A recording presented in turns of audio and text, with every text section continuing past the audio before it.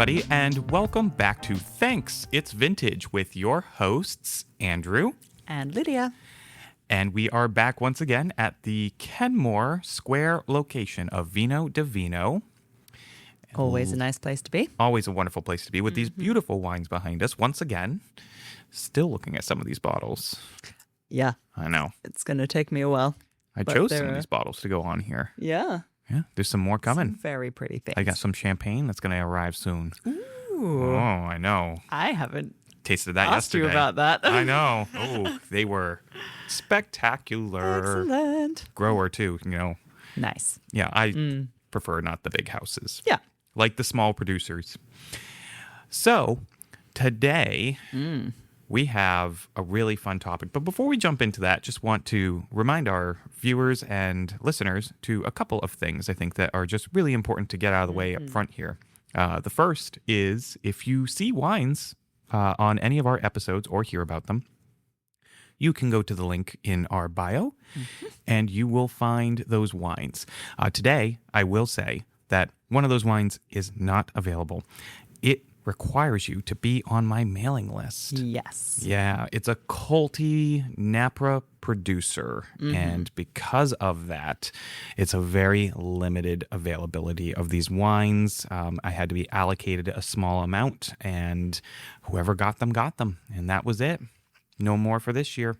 However, wine number 2 that we do today will absolutely be available. Is definitely available. Yes. Along with, I could actually, you know what? I'm going to offer some of their other selections. Yes. Yeah. These wines They have are... some very fun other ones. Oh, they are fantastic. So we'll get into that momentarily. And also to remind our viewers and listeners that we do have a wine club. So if you want to explore the world of wine in a really fun way and you live in Greater Boston, Massachusetts, for now, I should say. It'll grow. It'll grow. We do have our wine club, $99 a month, 4 bottles. They are all small family producers and off the beaten path varietals, styles, and regions. And excellent quality. Excellent quality. In fact, the May Wine Club, I am very excited. I haven't heard yet. Oh. I'm very excited to find out. I found some beautiful gems. Woohoo. And even the classic wine I found that's going to be in it, because we always throw in one classic. Yeah. It's still not something people really gravitate to a lot because they don't understand it. So now our wine club members get to try it in May. However, if you are listening to this, you don't have much longer. May is around the corner. So sign up, because if you sign up after May 1st, that means you are going to receive the next month's wine club. Yes. And you're prepaying essentially. And then you get charged on the 1st of every month going forward after that. Okay. Yeah, that's how that works. But that is also at our link in bio. So with that being said, I think we should jump onto the topic. Let's tackle the topic. And today we are talking about Natural wine. natural wine. Big overarching topic Yes. that gets quite a few people hot under the collar. It gets me a little hot under the collar too sometimes. And I think it comes down to there's not a lot of solid information around what is this category. And I think that that's what we're going to tackle today is what is this category? What does it mean to be a natural wine? Yes. We essentially want to give you the tools to work through it yourself, because there is a lot to understand. And I'm going to say that I don't still fully understand every aspect of it, because it is very broad. But we will clarify a few things and make it a little easier to understand. Yes. And I think, when we go through what a natural wine is, I think it's important to just keep in mind, and we can start with this, that natural wine is a term, but it is not a defined category. No. And what we mean by that is there is no legal definition to what it means to be a natural wine. Now, that's very different for a lot of other styles of wine. There are legal definitions if it is, say, biodynamic, which we'll touch on, organic, regenerative. You got it. We got there. We did it. Regenerative, farming practices. There are certifications for that. There are legal definitions for that, right? Well, there were certifications for all of those things. All of those. Yeah, absolutely. But when it comes to natural wine, it's just a broad term. It is an umbrella term Yes. that became the used thing internationally, but it never had a definition, really, to begin with. So, should we dive in? Yeah. History. Start with the history. So, as we said, there's no legal definition. People are working on it, but even within that, it will only be at best a national description, and every country will most likely have to have their own. So therein lies one of the issues, is that there are ways to define it differently, and that confuses people. Absolutely. But really, it's a term. The word natural, it's more like a philosophy. At the end of the day, currently, it is a philosophy of practices in the vineyard and in the winery. It is not a classification yet. Right. Whether it will be is fully up for debate. I don't know. I don't where think that stands, but I don't think it will be. You know, I think it will remain an umbrella term. It will remain an umbrella term, right? Probably, but there are people working very hard to get some kind of legislation underway. But basically, the wine industry. Every wine that has been made from the beginning of winemaking until the Industrial Revolution is technically a natural wine. So the term natural was a return to those practices. And we'll break that down. So basically, for many millennia and then from about the 1800s, wines were hand harvested, hand farmed, no sprays were used, no additives were added while fermenting and aging. It was as hands-off as it could be. Right. And then the Industrial Revolution happened. Synthetic chemicals were starting to be invented that solved certain issues. And that ranged from soil health issues to vine health issues to, in the winery, oxidation issues, preservation issues. And all of those had synthetic or chemical available options to be used. Yes. Not to say everyone used all of them. It was always situational. But for many, many years, that wasn't an option. And then suddenly it became an option. And the other side of that is mechanism in the farm became an option suddenly. So it was becoming more mechanized and chemicals were being used. The Industrial Revolution brought along all of that. Then in the 60s and 70s, that's kind of when it begins. It kind of begins in France.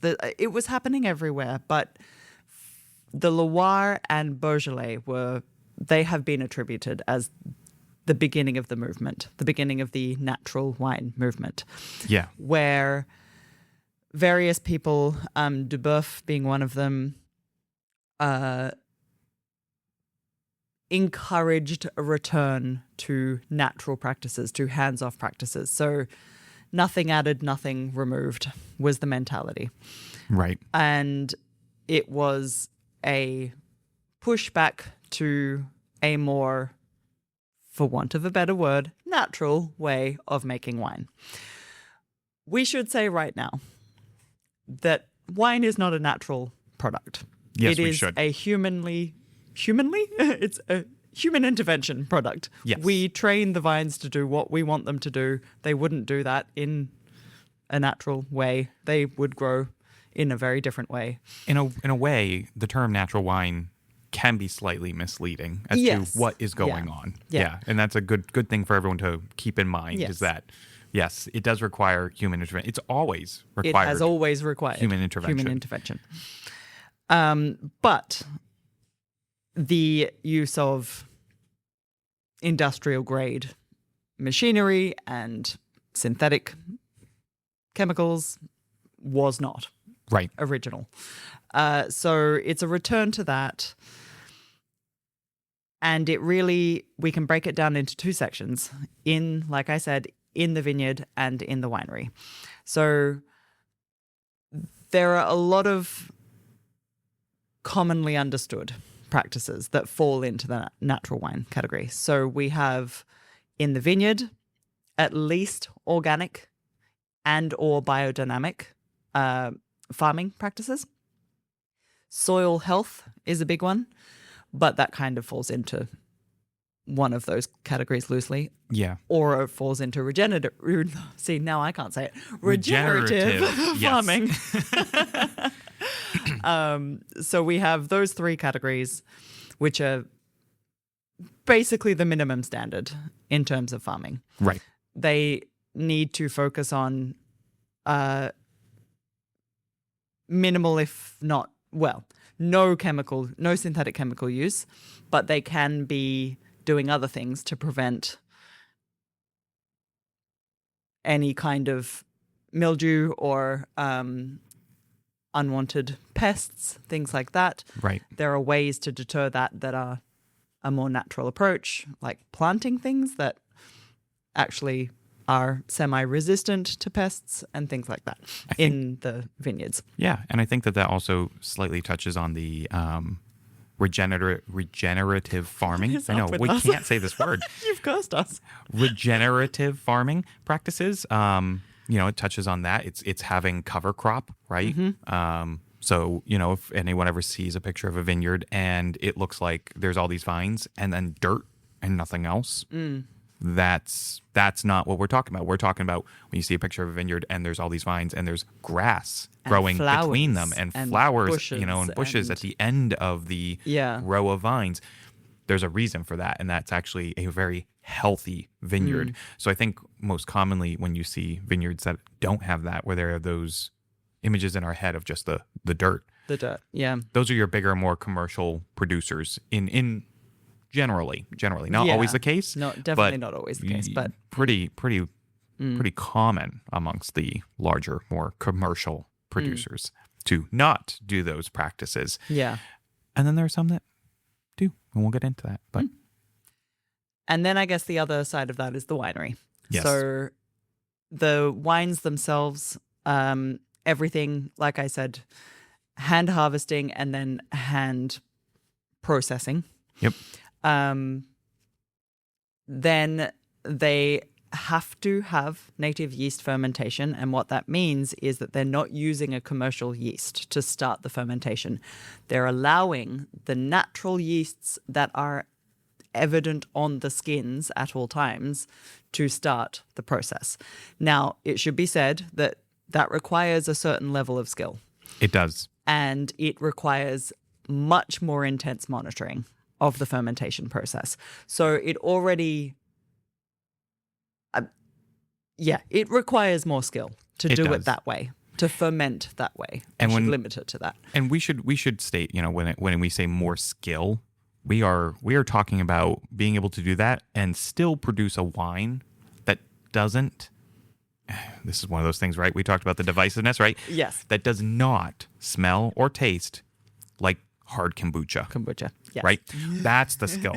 Because if you can produce a wine that actually smells and tastes like a wine with those, those factors being the case of, native yeast fermentation, organic, biodynamic, right? Doing the whole 9 yards, right? And low intervention. We should stick to the topic here, right? Of native yeast and low intervention. You can do that and make a wine that still smells and tastes like a wine. That's a really difficult skill. It requires that's a great winemaker. A lot of knowledge and a lot of hands-on work. And the other part of that is in the winery, no fining, no filtering. And what we mean by that, well, they might choose to settle the wine and filter it that way, which is so they're not adding anything to create the filtering. But a lot of winemakers truly believe that fining and filtering, which are fancy terms to just say removing bits from the wine, removing Yes. particles that are bigger than the rest of it from the wine. They believe that that interferes with the natural product. And whether that be flavor or even texture, they want it to be as true to its original form as possible. So, and by that I don't mean the grape itself, true to Right. the juice Right. that they pressed. And if anyone is wondering like why did that even come about, it's really white wines. It's white wines. Yes. We long time ago discovered how to basically fine and filter so that our white wines didn't look cloudy. So if anyone is wondering, like 200 years ago, Basically literally 200 years ago, yeah. it's not been that long, but 200 years ago, all the white wine was not what it looks like today. Rosé, not what it looks like today. That crisp, clear, easy to see through, super yummy, refreshing, porch pounder that you love every summer did not look like that, did not taste like that, did not feel like that, going back to the texture from leaving those little bits in there, right? And one of the big example of those are Sauvignon Blancs and Rieslings today. It's so rare to find one that is unfiltered or unfined. Yes. And it's a shock when you do, because it is so rare. We truly expect the average person would look at that and just be confused. Right. Because this tradition of highly filtered and fined wines that are just crystal clear, and therefore the flavors are even cleaner than they would be. And you do lose a lot of flavor profile that way. Yeah. If you've tasted a cloudy Sauvignon Blanc, it's just a different experience. But yeah, it's we've really changed a lot in the last 200 years. We have. In winemaking. And natural wine is a return to an older style. So this is all really good information. And I think one thing we need to do first is to try a natural wine. We'll you want to pass your glass on over here. Oh, yes. Sorry. Perfect. No, you're good. So I'm going to Corvin this. And this is Flycatcher by Frog's Leap. Frog's Leap Winery out in Vineyard and Winery out in California. If anyone is familiar with Frog's Leap, they're a bit of a culty Napa producer. A lot of people may know them for their bigger, bolder reds, red blends, cabs, things of that nature. But this is a fun little project, which I'll explain in just a second here as I finish pouring us both a glass. Which now, my Corvin? Also, I've just Is realized I said the slightly wrong stuck. name earlier. Did you? I meant Chauvet, not Deboeuf. Oh. I mean, Deboeuf, I think, was part of it, but he was more the Beaujolais Nouveau You're end right, of the he spectrum. was. Chauvet was the one that was, well, I don't necessarily think he started it, but he is the father of natural Right. wine. That's what he is known for. He really pushed it in Beaujolais. So, Apologies. so this is Flycatcher. This is going to fall into that category of natural wine, right? It's biodynamic. It's organic. It's lower intervention. And this is basically a really great project from Frog Sleep. And Frog Sleep is like the OG cult producer in California. So when we say cult, it means there's not a lot of it, but it's received this kind of high level of accolades amongst wine professionals and wine enthusiasts, and basically because of that, there's not a lot of it. And everybody's trying to get their hands on it. And that becomes that cult producer where it's like everybody wants a piece of the pie, but the pie is very tiny. So everyone's going to fight and struggle and look as much as they can for it and pine after it forever and ever.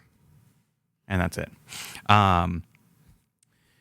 Until there's a new cult wine. Until there's a new cult wine, right? They do it for that one. Do you know, side note, just to, throw these fun things in here, but of course it just popped in my head. But this is how I know I'm Catholic, because I said forever and ever, and in my mind I'm like, amen. I'm like, well, church is really grilled in there. But this is Flycatcher, and it's a blend. This is the 2023, and this project was championed by Roy Williams, who is John Williams' son. John Williams was the one who founded Frog Sleep. If you go to Frog Sleep, it's named for a very particular reason. There is a giant frog pond. Yeah. There are frogs on the property. It is really cool.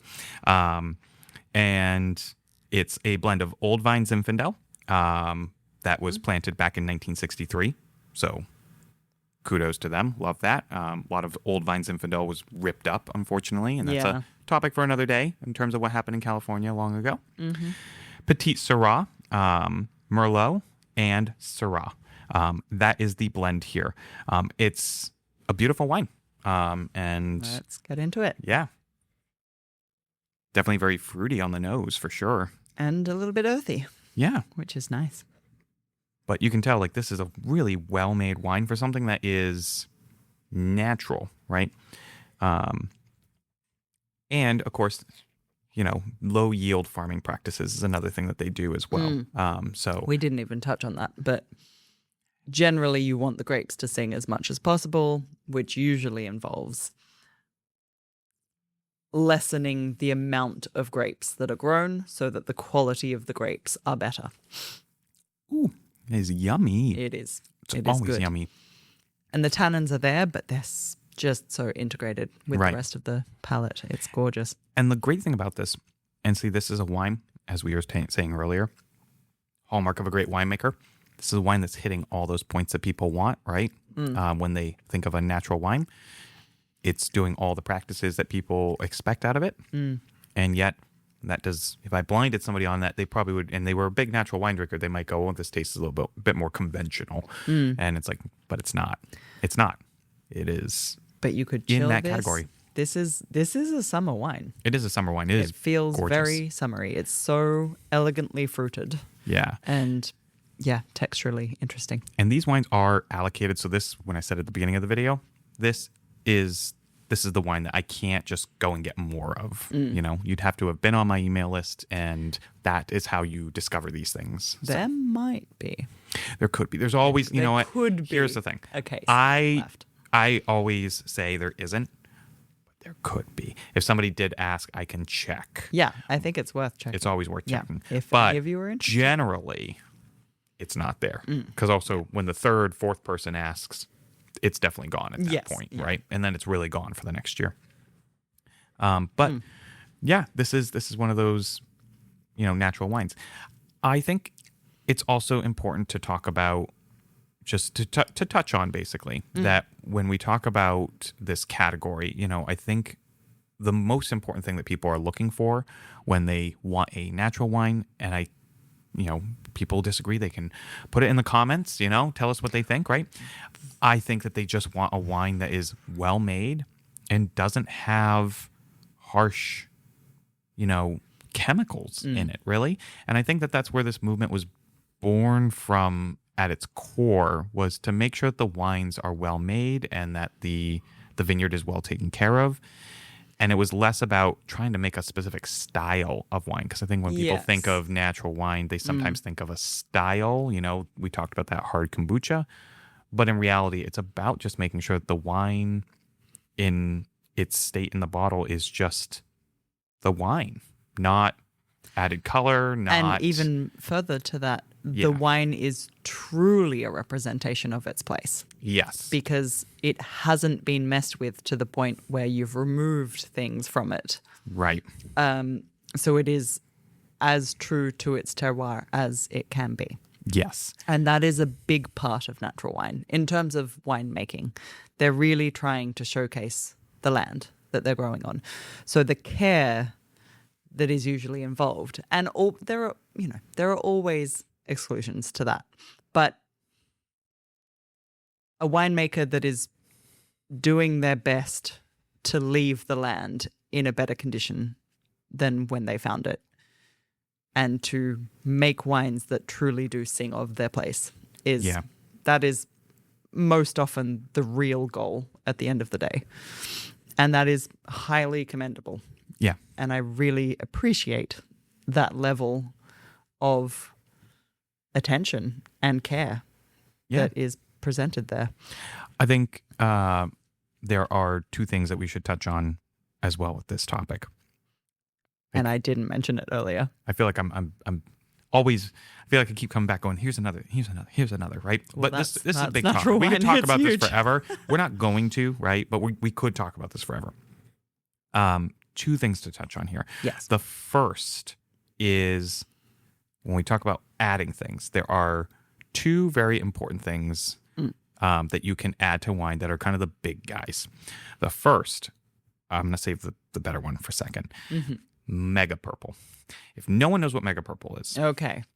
I didn't see you weren't seeing that coming, were you? I wasn't expecting that because Yes. that is quite specific. It's quite specific. Yeah. But in the US, it's very common. It's not as common Yes. outside of the United States. So I think everybody should know what mega purple is and why it's something to just be aware of. Mega purple is a distilled juice from the grapes, the very grapes they're using to make the wines. And it is chock full of color from skins of the grapes and chock full of sugar. Yes. And there are some very large brands, United States-based brands, and a couple international ones as well, but they're the big guys. Yes. And you know who they are. We don't have to say their names. We don't have to. But if you think of it and you're like, I see that on every grocery store shelf, that's probably it. That's probably one of them, right? They add this to their reds, and they add this to their reds to cover a flaw. Now, these are bigger producers who are generally not doing organic biodynamic practices, right? If they're going to be adding mega purple, they're not even starting anywhere in this category, right? Yeah, With they're any not of the touching the category. no. But it is a thing to be aware of. It exists, right? And this is one of those things where people in the natural wine movement are like, we shouldn't be adding anything, right? And that just to interject, is a big piece. America allows 63 ingredients in their wines Which is insane. for something that should be grape juice. Right. Insane. And so what, and unfortunately, it means that, whenever somebody buys an inexpensive, big brand, inexpensive grocery store like Cabernet Sauvignon that comes from California, and it probably just says California, it probably doesn't say anything else, or a red blend from California, doesn't say a place, just is, right? Because it's one of those mass produced. They're using mega purple. They're absolutely using mega purple. We know who they are. But that means that your wine, one, is not natural, but two, there's your headaches. There they are, because it's loaded with sugar. It is not a dry wine. It's going to taste fruity, but it's also, if you really focus on it, it's going to taste that sugary sweet as well. You're going to get a bit of that at the minimum, and that is a key to that you have had something added. I will interject a little bit just to say that it's not necessarily, they're not necessarily adding it to cover a flaw. They're adding it because they did it originally for whatever reason, and it became popular. That is true. And now it's especially their with style, essentially. especially with the adding of sugar. I mean, it creates a very particular flavor and texture. Yeah. And It Americans, adds weight, it adds color, it adds body. yeah, and Americans do like sweeter things. I mean, it's Yeah, a I thing guess. that we. Yeah. It's unfortunate. There's a lot of sugar and a lot of fruit here. There's sugar in Yeah. all McDonald's food, right? So Yes. that tells you, kind of our culture and what we have preferred historically, and it has caused this to also be a thing. I think, maybe originally to hide a flaw. That was its original intention, Maybe. Yeah. right? I'm But not going to say that because everyone might not be doing that. You're right. there You're might right. be other reasons, but I think it became part of their brand. So they kept on doing it, The second thing, which is the bigger guy, the bigger guy, the where there's a lot of misinformation the much around, more sulfites. sulfites. Oh yes, So sulfites are naturally occurring during fermentation. There is just no such thing. It does not exist a no sulfite wine. Now, no added sulfites is a thing. and that's a very common thing. It's a very common thing. But Yes. I think it's still worth to say no one should be afraid of sulfites. I think that this is where we need to just kind of lay it out there, give everyone the right information, because there's a lot of misinformation online. So first, we'll start with, are you allergic to sulfites? Are they causing the headache? The answer for I think it's 0 point something it's percent of the population. 0.0001% of the United States population is allergic to sulfites. That actually is a true allergy. And if you are, you know, because you It's- have gone to your doctor and there's been a problem, and it's not been the wine that tipped you off. It's been everything you eat that has sulfites in it. And that is part of the misinformation, is everyone thinks wine is the thing, the big scary guy with the sulfites. It's in a lot of your foods. Bread has more sulfites than a glass of wine. Yes. So it's very unlikely that the headaches that you're receiving are from the sulfites. Now, It could be a number of things, exactly. but it is highly unlikely that the sulfites are the culprit. Having said that, one of the parts of the Industrial Revolution and one of the parts of the last 200 years is that, let's just say what the purpose of sulfites are. Yes. The reason they are added is because they are an antioxidant and a natural preservative. I shouldn't use the word natural. It's an additive, so let's... Well, it is kind and see, of. that's the weird thing with sulfites, Yeah. right? Is that when it is an additive, but it is a naturally occurring additive. And so Yes. that is the hard part, is that when we define it for what it is as We a are added adding a thing, it is an chemical. additive, right? But it serves a very clear purpose. Right. But it also occurs naturally. We're not, Yeah. sulfites are not a synthetic, Necessarily. thing. They- I mean, Necessarily. You can synthetically make You them, can but in definitely its synthetically nature, make them. it Yeah. is something that occurs naturally. It is something you can create naturally. It is not a chemical, right? It is Mm-hmm. not something that we drummed up in a lab. It was already in nature, right? Well, the stuff that's being added The stuff that's being was added, yes, drummed up in a was lab drummed up in a because lab. it's being made to do that But you one know thing. what I mean. It's Yeah. like, it's that. It's It not. exists in the world. It exists in Yeah. the world, right? It's not something where it's like, ooh, we created a new thing and added it to the periodic table of elements. It never existed before humans decided it should exist, right? That's what we're trying to say with this. So in the winery, it does serve a very specific purpose in winemaking, and it's very effective at that purpose. Yes. Now, there are very few countries. Is it? I'm going to say something. You can tell me if you think I'm wrong. Yeah. I think there are very few countries that have a cap on sulfite additives. There are very few. Yes. I think a lot of some of Europe definitely have a maximum, Yes. but I don't think many New World countries have a maximum. They do not. And it's more of it's less regulated. Yes. And because of that, there are some wines that have ridiculously unnecessary amounts in them. yeah. And Like so 200 parts per which is a lot, whatever, right? Which is a lot. And natural wine generally is trying to at least minimize the use of sulfites, if not exclude them entirely from the winemaking process. Right. I think it's also important to state, that when it comes to sulfites being added, you are going to find that the vast majority of added sulfites are happening in white wine. Yes. And the reason Much, for that much more is because commonly. white wine has We want the clarity. we That is want the why. clarity. It's what we've talked about earlier. We want the crystalline white wine. We do not want it to be colored in any way.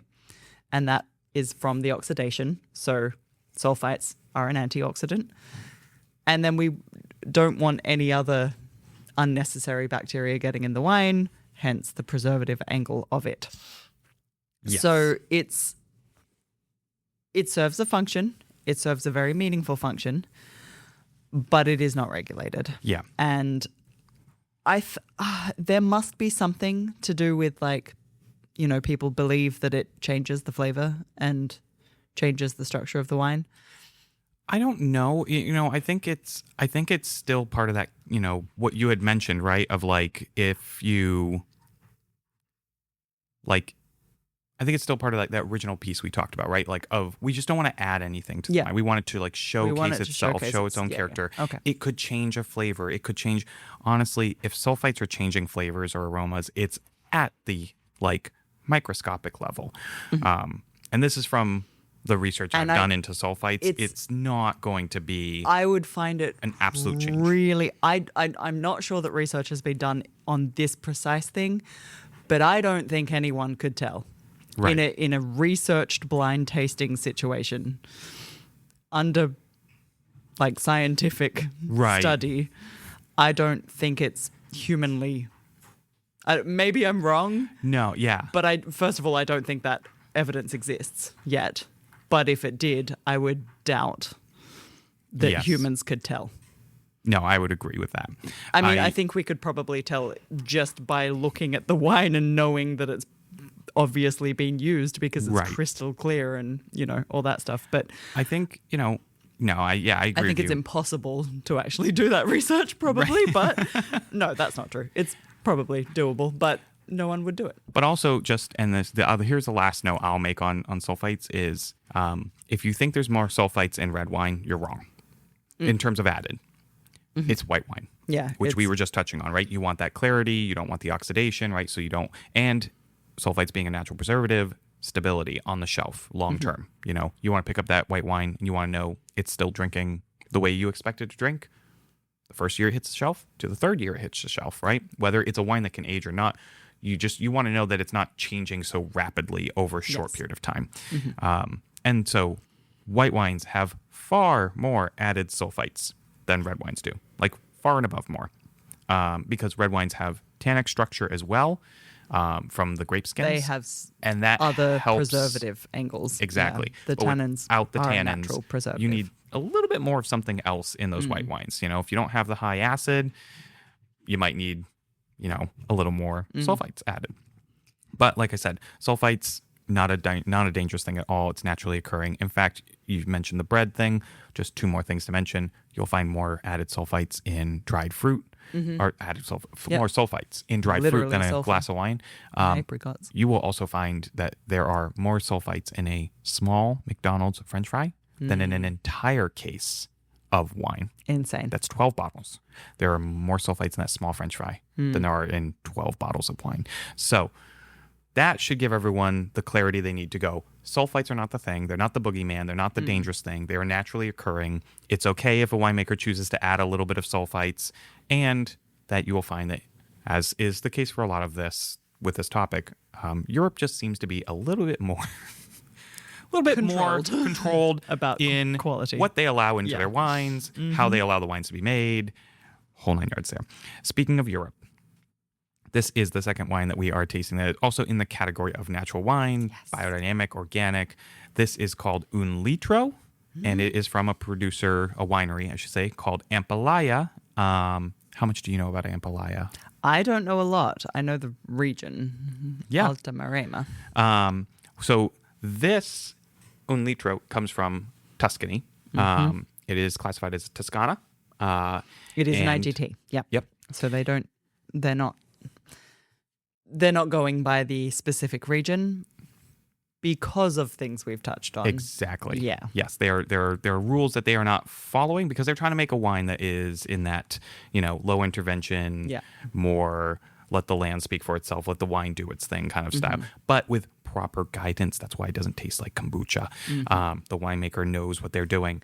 And this was actually Ampalaya was founded in 2002. It's a collaboration between, made sure I had my notes here because I knew that it was a collaboration with Italian winemaker Elisabetta Foradori. If anyone knows the Foradori wines, they are another culty following wine producer. She is a rock star in the world of wine. And then Thomas Widman and Giovanni Podini. These are all big Italian like names for Italian producers. These guys really are great, And they've got solid reputations, and it's a collaboration, which is super fun. And this is they're biodynamic, they're organic, they are regenerative practices, right, in the vineyard. And it is a blend here as well. This is Alicante Nero, which is also known as Grenache. Grenache is one of those grapes that has like 40 different names depending on where it's from. Sangiovese, Carignan, Mourvèdre, and Alicante Bouchette. And this is... It smells delicious. Beautiful. And it's also the fun thing with the name, Un Litro. It is a liter bottle. Yes. This is one of my go-to pizza wines. Ooh. I Hello. love this. Right? Fresh. Even more bright and fruity than the previous one. Oh, so not a love lot it. of depth in this one. The depth exists in this one. Yes. But this is really fun. This is meant to be just a really solid, like, everyday wine. Yeah. It's meant to be a table wine. Yeah. In a liter bottle. And it's super fun. And by Super the way, delicious. we should specify there's nothing wrong with a table wine. The term table wine does not mean bad wine. No, I think in the United States we have come to think that, but if you go to Europe, table wines are very common, and they're the things that everyone wants to drink on a weekdays. daily basis, Yeah. right? And then they pair these other names that we know. You know, they're Burgundies, they're Barbarescos, they're Barolos, they're Chiantis, they're Brunello de Montalcinos, they're Riojas. You know, I could go on and on, right? But those wines are the wines that they're taking and pairing with their meals is what they're doing. But the table wines they do get paired with meals, but they generally are just more everyday. Have a fun wine. Have a glass of wine. Yeah, you know? pizza wine. Pizza wine. Yeah, And this is a pizza wine. It's a great pizza wine. So Ampalaya, incredible producer. Italian greats sit behind the name, and that will be available at the link in bio under the collection of wines that we have showcased here on Thanks, It's Vintage. So we did it. we did it. Even though we've probably forgotten to talk about half of the aspects of natural wine, but that is what there's more to be how had. big it is. we'll dive into, I think, more specific things. I think, you know, if you want to, what is one note about natural wine you want to leave people on that you think everybody should know? I don't know about whether everybody should know it, but all of the philosophy behind it is something I get behind. Yeah. It requires so much more effort to do this way.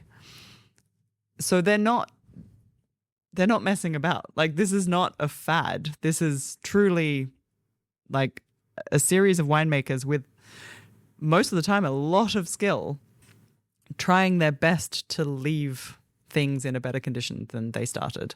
Yeah. And I think that's incredibly commendable. I want to drink wines that don't have a ton of extra stuff in them that isn't necessary. Right. And I want to drink a wine that has a true sense of place. And both of those aims are part of the natural wine movement. So I think it's commendable. I definitely don't want to be drinking kombucha when I want a wine. So I think unfortunately with natural wine, you do have to research the makers. You do. And even then you still might not be your cup of tea. Right. Because it might just be a very different product to what you were expecting. But that's also the fun of drinking wine. It is, honestly. It's an adventure and the exploratory nature. Yeah. And I think it's a very fun category to explore. Yeah. How about you? I think I would want to let everybody know, you know, that my big message about natural wine is, you know, it's the research side of things, right? It's just do a touch of homework. I'm not saying you have to do a deep dive, but just a touch, because there are so many small family producers who, you know, this is what they do, you know, and wine is, I think a lot of people have been led to believe wine is a luxury. There is a luxury side to wine. There is, of course. Right? There are those expensive bottles. You go to some of those, especially if you go to Napa Valley, you've seen it. Like, there's an ungodly amount of money behind some of these places, right? And usually, at least for Napa, it comes from somebody who had a tie to Wall Street in some way, right? Yes. And so we have this perception that that's what everyone is living like, right? That's what they must be living in these grand houses. They must all have these grand wineries. That's just not the case. No, like, 90% of the winemakers in the world are farmers. Yeah. And so They're from my agricultural families. Exactly. Many of them for generations beyond generations. So my thing when it comes to natural wine is just do a little bit of homework, because sometimes, in fact, many times, especially, and this is especially the case in Europe, you will find small family producers who they are doing all these things correctly. They're just not certified, because certification costs money. Yes, and when we didn't talk about that, yeah, did we? Yeah, all these certifications, they cost money, and that's why you're not seeing on either of these labels any kind of iconography to suggest no certifications, and even though they are both fully practicing. Exactly. And it's not just money once, it's money every single year. So to certify is to make sure that you have the means to certify. So you'll find that those who certify tend to be the producers that have the means for it. Sometimes it's just that they're doing better than other small family producers, and they can, but there are a lot of small family producers that they just cannot afford that. They're going to do everything correct. And that's why I say do just a touch of homework. Or, and here's where it comes even better, come on in here. Yeah. We'll talk That's you through the thing. A good wine shop, worth its salt, and that's us, right? That's all of our Vino Divino stores, right?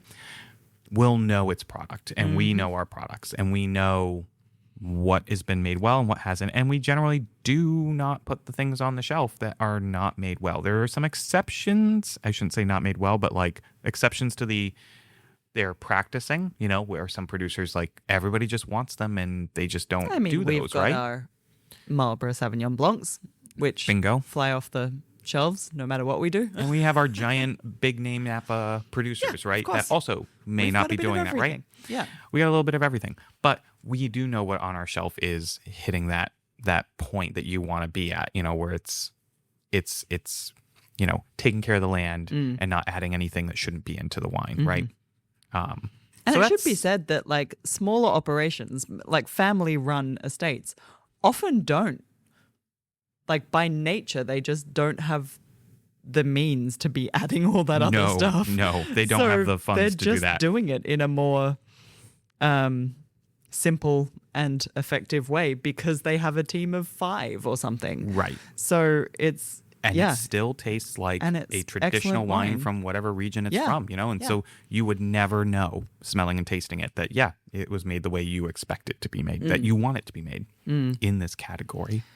And, maybe we'll talk on how the mindset of regionality has affected that kind of thing. Yes. And the style of wines, but not today. Right. Too much. So, I guess with that, we've come to the end of our time for today. Yeah. But we want to thank you all for watching and listening. Absolutely. And if you do want the Ampalaya Unlintro or any of the Ampalaya wines, I will have that at the link in bio. BDV Select. It is Sign up. Something I have access to. So, and then if you want fun wines like this, the Frog Sleep Flycatcher, those got to be on my email list. 2 emails a week, Tuesdays and Thursdays. So you know when they are. Very right? fun wines. I'm not spamming you, just twice a week. You can see what the offer is, take it or leave it. But you also can read it and learn something new about these producers and these styles of wine, which is really fun. Or check out our wine club. Yeah, don't forget the wine club. Because that is also a very great way to learn. It is. Really expose yourself to some new stuff. And with that, I want to thank you all once again. All right. Have a wonderful week. Cheers. Cheers.